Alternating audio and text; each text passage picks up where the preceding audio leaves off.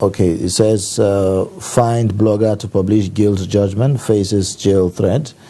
And of course, Ogun issues 60-day ultimatum to unvaccinated residents, plans office, transport ban. You'd find EFCC picks up Obi Cubana, alleges money laundering, tax fraud. Okay, that's another one. You know, I hope he comes out free, you know, at the end of the day, because a lot of people have always raised allegation, you know, against his person, Obi Cubana. Now, Amotekun begins interstate patrols to tackle kidnapping and others. Monarch denies villagers killed, customs men, residents flee Ogun community. Fuel queues resurface in Nasarawa, Abuja, Niger marketers hike price. Okay, so these are some of the stories that made the headline on the Punch newspaper. Okay, let's take a look at some of the stories in the Guardian newspaper this morning. On page 3 of the Guardian, you find ITUC says women lost $800 billion to COVID-19 in 1 year. And on page 4 of the Guardian newspaper, IGP orders investigation into invasion of Justice Odili's home.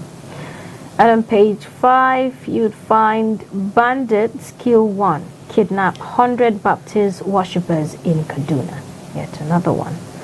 And on page 9, you'd find EFCC arrests Obi Cubana for alleged money laundering, tax fraud. And the Guardian is leading with the story, quit complaining, move on, Oshibajo charges youth. You find details of that story on the Guardian newspaper.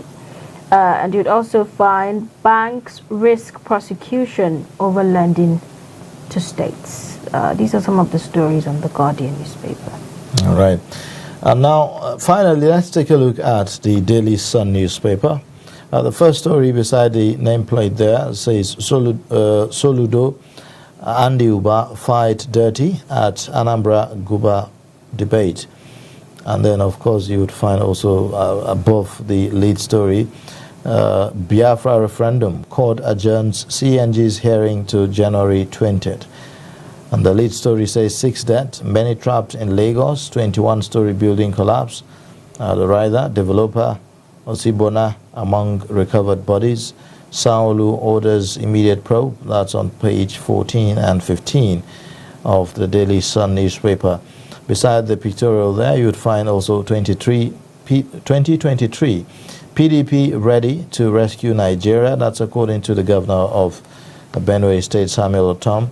APC governors, DG charges, commends PDP over successful convention. IGP orders probe into invasion of Odili's residence. Aviation handlers threaten strike over NAS embargo on new NCAA raids. And of course, the other story there says, release Plateau Speaker, 11 lawmakers. These are some of the major stories there on the Daily Sun newspaper this morning. Like we told you, we have Nasiru Lawal. He is the editor-in-chief, Deadline Nigeria, in the studio, and he joins us to give perspectives on the stories that we are seeing making the headlines. Good morning. Good morning. It's good to be here. Good morning. You're welcome. All right, now the crisis in Plateau State is taking a new dimension. We are seeing security men preventing youths who are protesting the removal of the Speaker of the Plateau State House of Assembly from gaining access to the State House of Assembly premises in Jos yesterday. What do we know so far about, this story that we're looking at? From the reports that we are having in the media, there are two factions, the former Speaker and then the new one, who is being put into the front page and all that. But what I want the viewers to understand is the fact that state assemblies should be independent. They should be able to do their things without any foreign interference. But what we tend to be seeing from the development in the Plateau State Assembly is people, pointing accusing fingers towards the direction of the state government, and then you have the state government trying to say, no, we don't have anything to do with it. But this is something that the lawmakers should be allowed to settle on their own. Okay, now with Plateau State being a hotbed, for crisis and all of that, don't you think this is going to cause a cause of upheaval? Well, politics is different from what the people think. This is purely about power. It's about people doing all sorts of things to be able to either maintain their position or be able to get to a position that they are aspiring for. It's not about the people. It's not about, okay, we want to do this for the people and then we have to, fight for it. It's purely for the power. All right, now this is really, really unfortunate, but we hope that it is resolved as soon as possible. It's quite a political matter, like you have mentioned. Now, another story that is literally everywhere is about the 21-story building collapse in Lagos State. I mean, this is, for the umpteenth time now, we are seeing this kind of experience, and it doesn't look like lessons have been learned from the past. Why are we having this reoccurrence? Well, like you said, it's like we are still moving in a cycle. I remember in 2008, there was this shopping mall that was under construction here in Utako, and right in the middle of it, it collapsed. And 5 or 6 months after, people were not even sure who the owner was at the time, because the government was not coming out to say, this is the person who owned it. And then you also have the regulatory agencies not actually playing the role that they are supposed to play. Who are the engineers? What design have they put forward? Who approved the building and things like that. But I'm happy that the governor of Lagos State has already ordered a probe into this, so that probably we'll get to know what is happening. I mean, literally every one of such occurrence will always, have a probe, after it, but it doesn't look like much has changed. Do you think that perhaps the regulating authorities are somehow compromised? Well, you can see from the reports we are getting in the media, already some are saying we did not approve of 21-story building. What we approved was only 15. And then you also have the designers coming out to say, no, actually we rose complaint, to say, no, you shouldn't go beyond 4 floors because that's the only thing we can guarantee. But unfortunately, the owner of the building is also said to be trapped in it. Mm-hmm. So we don't get to hear from his own side. And it will be good to hear, from both sides. Probably he has a different perspective to what they are telling us. So what regulatory body, is responsible, for checkmating activities like this? Because it seems like Nigeria doesn't seem to pay much attention, to that regard. Well, you have the standard organization who is supposed to be sure of even the materials that you use are standard. And then you also have the engineers, I think they call them Koren, who are likely to advise before any building is started. And then you have also the engineers that are working for the state government. They are supposed to go on through your building plan, see what you have, and then be able to advise you. If you break the law at any point in time, you should be punished. All right, now 2 stories here that I would say is somehow related. One is talking about the military saying that their involvement in internal security is straining their resources. We are also seeing that Zamfara is reopening 7 weekly markets. So when you put these 2 side by side, is it time for us here to have a sigh of relief when we hear that Zamfara is reopening, weekly markets? Maybe there's some kind of improvement in the security situation. Well, that's what the story is suggesting. And, people were caught in a very difficult situation. The government is saying we had to do this because we want to maintain security. And then the people are also complaining on their own part. The fact that we need to go to these markets, to be able to sell what we have, to be able to get what to eat. And then, but because of the security challenges, you end up closing the markets, and then the security is still, maybe it has improved, maybe it hasn't. It's for the people actually to come out and say whether these things have actually improved the way the government is saying. But is that move right, at this time, despite... Well, for the government to do that, that means they have, seen some development. Because whatever happens, it's the same government that will have to bear the blame. So now that they are opening the markets, it's like a reassurance to the people that, yes, things have improved. Okay, but on the other hand, of course, we are seeing the military, put up this, this complaint about their resources, being strained and all of that.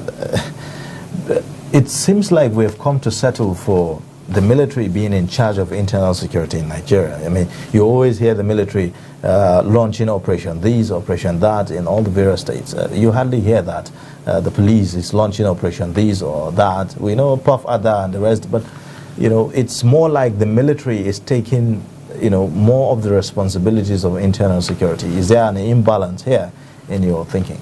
Well, the military shouldn't be worried about what is happening internally. The police should be able to handle these things. And if given the right equipment, I want to believe the police should be able to handle most of these cases that the military is actually handling. But the problem is, people talk about corruption in all these security agencies. Because personally, I believe if the police, are to do what they are supposed to do, and if they are to be given the right equipment, believe me, all the problems that you see in the society is likely going to go down at least by 50%, just by doing what is right. But the military, they don't even have to say that. It's clear that they are overstretched. It's clear that they are all over the place. The last time I checked, they were deployed in about 32 states of the Federation. How many soldiers do we have? How many security agents do we even have in Nigeria that you are deployed in 32 states? So it's clear that they are overstretched. So is it that the police are incapacitated, or what could be the problem? Clearly, they have been saying that they don't have the right equipment, but if you look at what the police are doing on their own, you will know that actually they are even trying. Because most of these kidnappers that are being arrested here and there, they are mostly being arrested by the police, not the military. The military, like we all know, they are trained to kill, So anytime they are called into situations, the first thing they think is, how do we end this by, killing whoever is causing all the problem. So are you for community policing? Oh yes. Community policing is actually the answer, because people know those who are living within their communities. They know foreign faces. They know those who are, new to the community, those who are causing trouble. They know. It used to be in the past that before you are allowed to even sleep over in a community, the district head or the ward head or whoever is in charge must know about your coming. But that has collapsed. All right. Now, another interesting story that got my attention is, about the EFCC arresting Obi Kubana for alleged money laundering and tax fraud. I mean, there have been many accusing fingers, at the way he flaunts money on social media. Some are saying, I hope this is not another case of, what's that, his name, Hush Puppy. Hush Puppy. And then for us to see the EFCC go after Obi Kubana in this instance, are we about to get another shock, in your thoughts? Well, we will have to wait for the end of the investigations to be able to reach that conclusion. But this is what poverty actually does to people.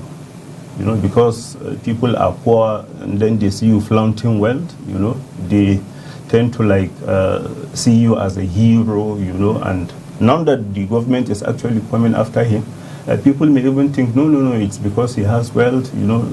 People may not actually believe that he has a case to answer until it's proven to be the fact. All right. I think I like one interesting story as well I've seen on The Guardian is where Oshibajo is saying to the youth, quit complaining, move on.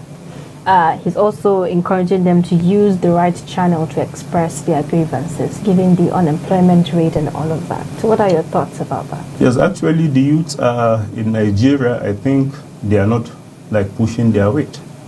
How many youths do we have? You know, the last time President Buhari was re-elected, how many votes did he, was he able to garner? But if the youths can come together to decide who they want to lead, who they think should lead Nigeria, whether it's a youth or somebody who shares their vision, they should be able to come up with that change. But the problem is you have the youths, being divided. Some are for this, some are for that, and then they end up not making use of the numbers that they have. So like the Vice President is actually saying, they should stop complaining. You have the power to change things. Why don't you change it? Why do you need to be on the social media just, saying all sorts of things when you can actually, with your voter's card, be able to get the change that you need? Well, I'm skeptical about the context in which the VP is saying that the youth changing things. Now, a lot of times people talk about the cost of election in Nigeria and the youth participation in politics in Nigeria. Until recently, the age for young people to participate was above 30 and all of that into certain positions, and then we just had a review. But again, there's also other problems to that, which is the issue of fund. Getting a ticket today in political parties is not it's not cheap, and all of that. So how would the youths actually move on and stop complaining when you still have things like that in our political sphere? But how many political parties do we have? It's like they are not, getting the right political parties to join. You don't have to join the PDP. You don't have to join the APC. There are so many political parties out there. In fact, there are those that don't even have any candidate, who are willing to give you all the tickets that you need. But to wait for you to get fund, honestly, it's not going to happen. Either ways, whether it's a popular party or it's not a popular party, there's need for fund. There is to sponsor campaigns, to mobilize support and all of that. Do you know what President Buhari was able to generate, from the youths mostly, through the sale of recharge cards and what have you? So many. So the same thing, like I said, if the youths are actually interested in having the change that they are all talking about, this is something that they can do with little sacrifice. You can, even if it is 10 naira, believe me, if like 30 million youths should donate 10 naira, how much do you think we'll get at the end of the day? So this is something that, honestly, if they are ready to make these changes, they should be able to do them. Nobody is saying because you collected money from a politician, you don't have to use your own sense. Why don't you collect the money and do what is necessary? Is that possible? So are you saying because that, those monies are exchanged in place of loyalty? But let you just. So are you saying that despite the number of youth that we have, they are not speaking in one voice? They are not. They are not. You can see from what is happening. The PDP recently elected a 25-year-old youth leader. But go to the social media and see what people are talking about. That shows you the division, even among the youths. If this guy is there, why don't you try to support him? Because whatever he's going to do is likely going to have implications on the future selection of youths into positions like that. If he is allowed to fail, then it's going to be blamed on the whole youths. Nobody will say, this is a PDP affair. Now, we have quite a large number of young people who are restless, you may say, as a result of unemployment and all of that. Now, how do you get young people who are in such desperate situations to be interested in even anything governance or politics? Well, it's because they have been denied hope. People think because in 2011 nothing changed, in 2015 it didn't change, so why should I worry about 2019 or 2023? You understand? It's because of the trajectory of what has been happening. if they are to do, like in 2015, so many people, came out to participate in election that time, probably because they thought, okay, some changes will happen. So if that change that they actually thought will happen didn't happen, then what do you expect them to do? They are likely going to take the back seat and then just sit and watch people doing whatever they want to do. And this is the reason why sometimes the youth will insist on you giving them money, because sometimes by the time you get into a particular position, that's the end. They don't get to see you again until another election time.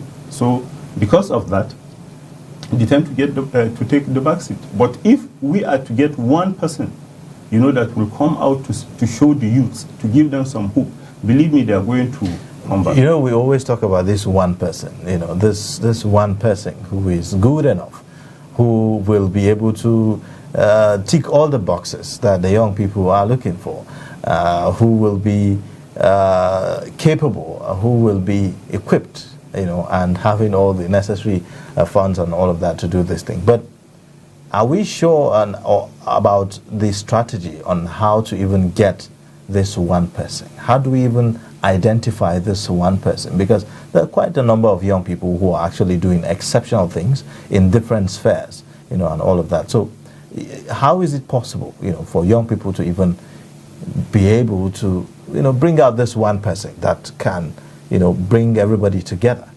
That's where sacrifice comes into play. But even the youths, among the youths, you can see the competition. I want to be this, I want to be that, and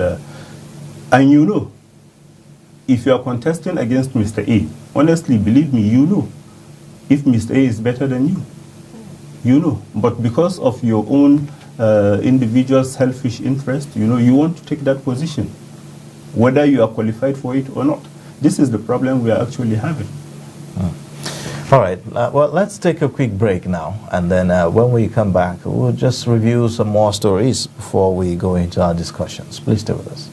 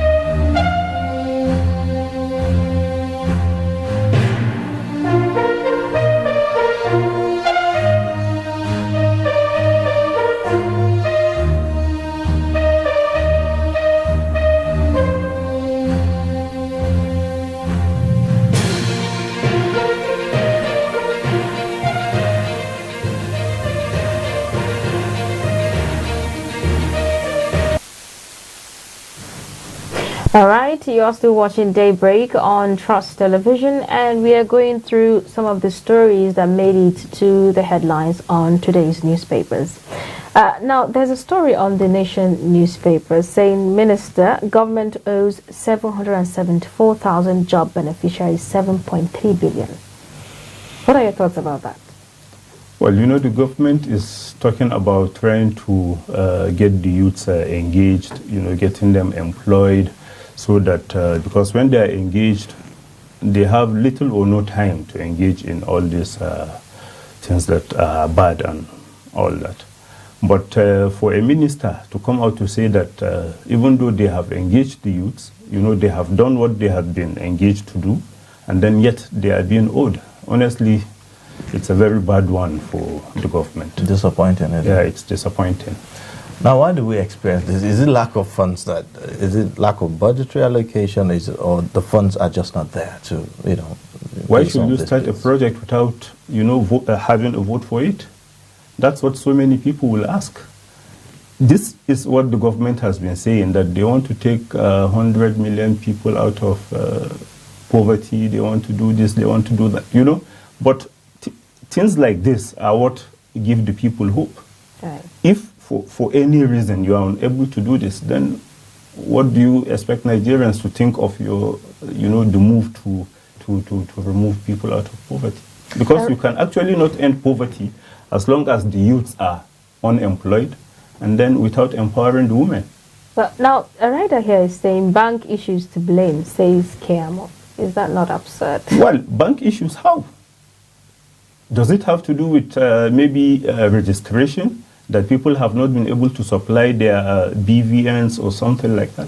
Then why should we engage people without having ticking all the boxes? That's what people should look at.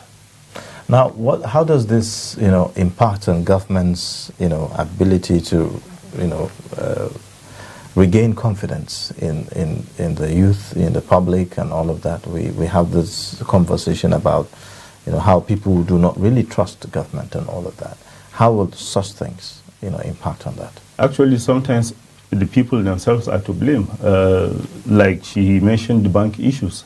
I wouldn't be surprised if, you know, some are trying to like cut corners and probably try to reap where they did not sow, because it has been happening. You know, people that probably are engaged in another, like there are so many social investment projects of the government. Mm-hmm. Probably one is engaged elsewhere, but he still wants to get something from these public works.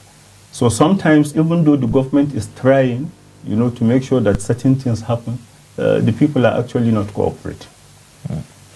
Well, thank you so much for coming on the show this morning and sharing your thoughts with us on the stories that made the headlines. Thank you. Look forward to having you again. To have you next time. Thank you. All right.